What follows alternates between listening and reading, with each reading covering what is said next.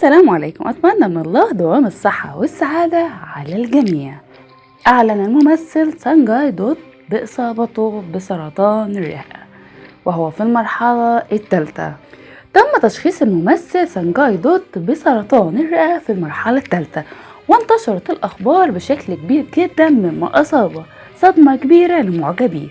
والممثل الذي كان سيحتفل بإصدار فيلم صديقته اللي سيتم إصداره على المنصات الإلكترونية، وشاركته في البطولة آليا بهات وأديتيا روي، وهذا الفيلم من إخراج مهيش بهات. قرر الممثل على الفور الذهاب في رحلة علاجية إلى الولايات المتحدة، وقد أعلن هذا بنفسه في بيان طويل يفيد بأنه على الرغم من أنها انتكاسة إلا أنه سيظهر كفائز. وتذكر أن الأسرة قد مرت بالكثير في الماضي وهذا أيضا سوف يمر، كما طلب من معجبي سانجو ألا يوقعوا فريسة للتكهنات والشائعات الغير مرغوب فيها. ولقد أعربوا وكتبوا وقالوا لقد كتب أن الله اختارهم مرة أخرى ليختبرهم وسيتغلبون على التحديات المقبلة. وتختتم الملاحظة قائلين أن الأسرة تطلب منهم صلواتهم وبركاتهم كي يخرجوا من هذه المحنة كفائزين. ويقول المنشور: أشكر كل من أعرب عن تمنياته الطيبة لسانجو بالشفاء العاجل. نحن بحاجة إلى كل القوة والطاقات للتغلب على هذه المرحلة. هناك الكثير الذي مرت به الأسرة في السنوات الماضية، ولكني واثق من أن هذا أيضا سوف يمر. ومع ذلك فإنني أطلب من معجبي سانجو ألا يوقعوا فريسة للتكهنات والشائعات الغير مبررة، ولكن فقط لمساعدتنا في حبهم المستمر ودفئهم ودعمهم. لقد كان سانجو دائما مخاطرا وكذلك أسرتنا. لقد اختارنا الله مرة أخرى أن يختبرنا للتغلب على التحديات المقبلة. كل ما نسعى إليه هو صلواتكم وبركاتكم، ونعلم أننا سنخرج كفائزين على الجانب الآخر كما كنا دائما.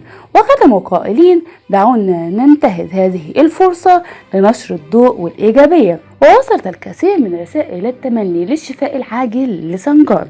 وأخبر صديقه المقرب لأحد البوابات الإلكترونية أن الممثل محطم للغاية وهو قلق على أطفاله الموجودين في دبي مع والدتهم. كما ذكر صديقه أن السرطان قابل للشفاء لكنه يحتاج إلى علاج فوري وصارم. ويوم الثلاثاء أصدر سانجاي بيان كتب فيه وقال: مرحبا يا أصدقائي، أنا أخذت استراحة قصيرة من العمل لتلقي العلاج الطبي.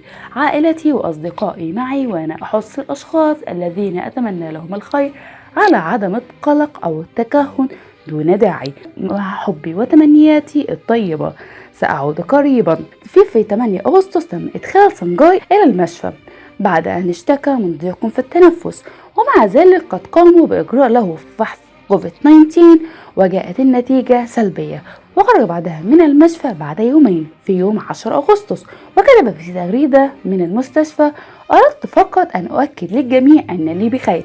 أنا حاليا تحت المراقبة الطبية لكوفيد-19 وتقريري جاء سلبي بمساعدة ورعاية الأطباء والممرضين والموظفين في المشفى. يجب أن أعود إلى المنزل في غضون يوم أو يومين. شكرا على تمنياتكم الجيدة وبركاتكم. وقالت شقيقته بريا في تصريح: لقد تم إدخاله إلى المشفى الساعة 4:30 مساء لإجراء فحص منتظم لأنه كان يشعر بضيق في التنفس. وقد كانت النتيجة التي أجريت له لفحص كوفيد-19 أو كورونا أجروا له الاختبار وكانت النتيجة سلبية. لقد احتفظنا به في المشفى حتى يتم إجراء جميع تحاليله. لقد ذهب لإجراء فحص شامل وأعتقد أنه سيعود إلى المنزل يوم الاثنين. وده كان تصريح سانجاي وعائلته عن حالته الصحية.